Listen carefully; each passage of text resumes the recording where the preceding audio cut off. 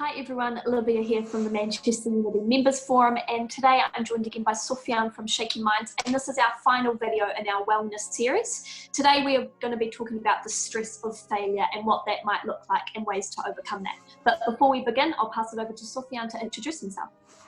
Hi everyone, and welcome to this last video of our very first wellness series. I really hope that you've seen some of the previous one. We're going to finish on like a very important subject that many people approach me for, and it's about the stress of failure and failure in general and what does that represent. So really looking forward to guide you through this one today. Fantastic. And the stress of failure could actually be quite a big topic for people at the moment with COVID happening, and people perhaps have tried to start businesses just before we went into lockdown, or have lost their jobs because of COVID, all that kind of thing. So hopefully today's video will give you a bit of peace of mind or ways to deal with perhaps the stress of failure that you might be feeling yourself. So firstly, what is the stress of failure? Well, the stress of failure is it's quite a big thing actually. It's like failure always has like a very heavy toll on every single one of us. And so basically when you think about doing something, and when you think about failing at something, it can generate a bit of stress.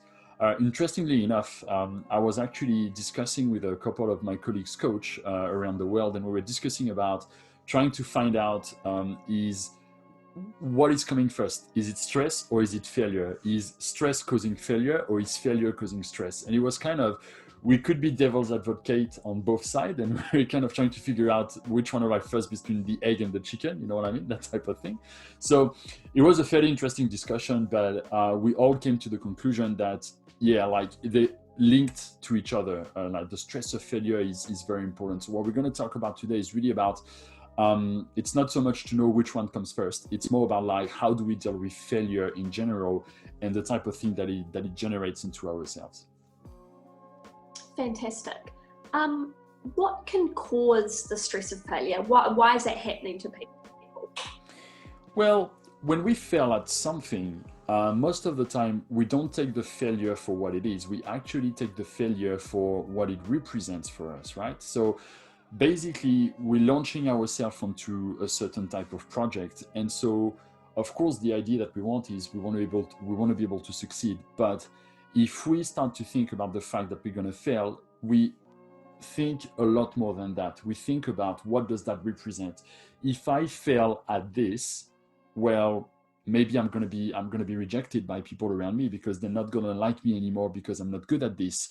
If I fail at my business, for example, and if I don't make the numbers that I was supposed to do, then I'm going to start having that bad image about myself because I'm thinking that I'm not going to be good enough, I'm not going to be worth enough, and that type of thing. So even though it hasn't happened yet, and this is something that is in the future, remember in one of the previous video, we were talking about the stress. The stress is not in the present, the stress is always in the future, right?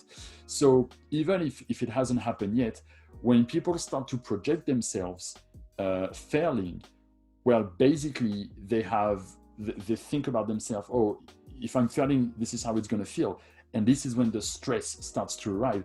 So because of that, they can already start to feel the stress that would apply to them if they were to fail. And because of that, it's going to make them stress on the moment.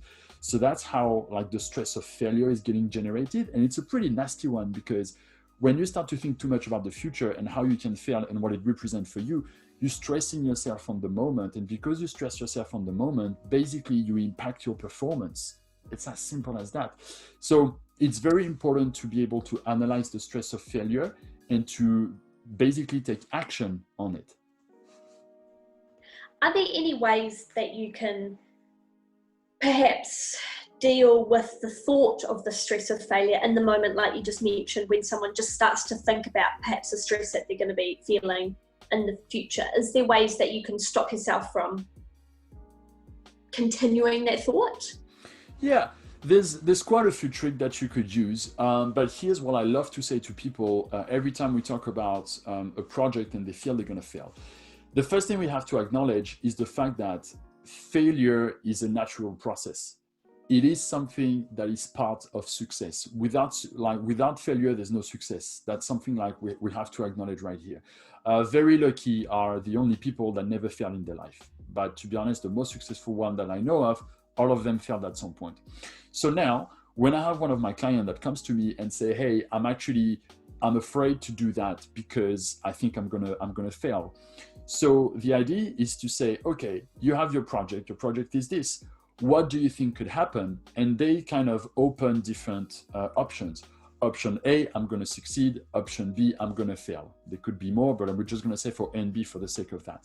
So what I like to tell to people is simply to say, as soon as you start to see failure as an option, it becomes possible. If you don't think as failure could be an option, then it becomes impossible.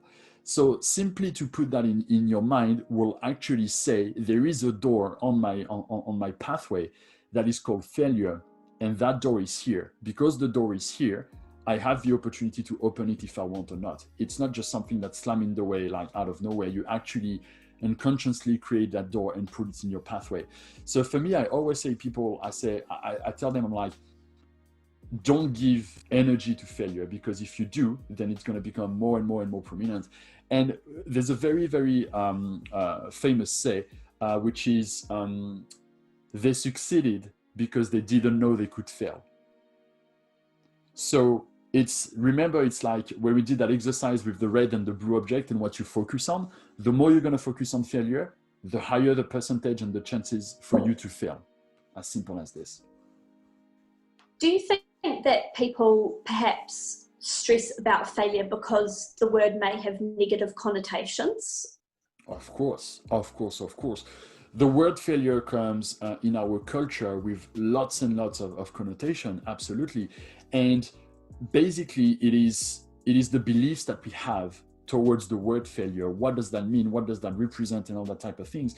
And basically through time and time, we start to develop our own definition and our own beliefs of what failure means. So basically, the beliefs that we're going to have behind the word failure are completely unrealistic. I've heard some people, when I say to them, I'm like, if you fail, what's going to happen?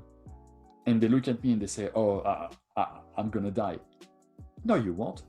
No, you won't die. It could be like the thing, it could be literally for everything. It could be the failure of a project. It could be someone, I remember I had that situation one time where I was coaching a lady and she wanted to approach a guy that she was working with, and she was afraid to go and talk to that person. And I'm like, why? She's like, I'm afraid of failure. Failure of what? Well, I'm afraid of being rejected. And I remember, what's going to happen if he says no? Well, I feel I'm going to die. Yeah, but physically you won't die. He's just going to say no, and that's it. And it's not the end of the world. I know that for you, it's a big deal on the moment, but let's be honest, physically speaking, you're just going to feel a drop, and that's about it. And that's going to move on. So we do have some beliefs that are completely unrealistic regarding the word failure. We're going to think, oh, the world is going to reject us, and this and that, and so on and so on. But let's be honest, when you have your friends around you that fail at whatever it is, you don't kill them for the failure. You don't judge them harshly for the failure. Most of the time, you're actually pretty compassionate because they had the courage to try something. And you will be like, well, good on you. And I hope you get back on the horse and ride again, because that's how it's supposed to be. So the huge work that needs to be done regarding the word failure is the beliefs that we have behind it.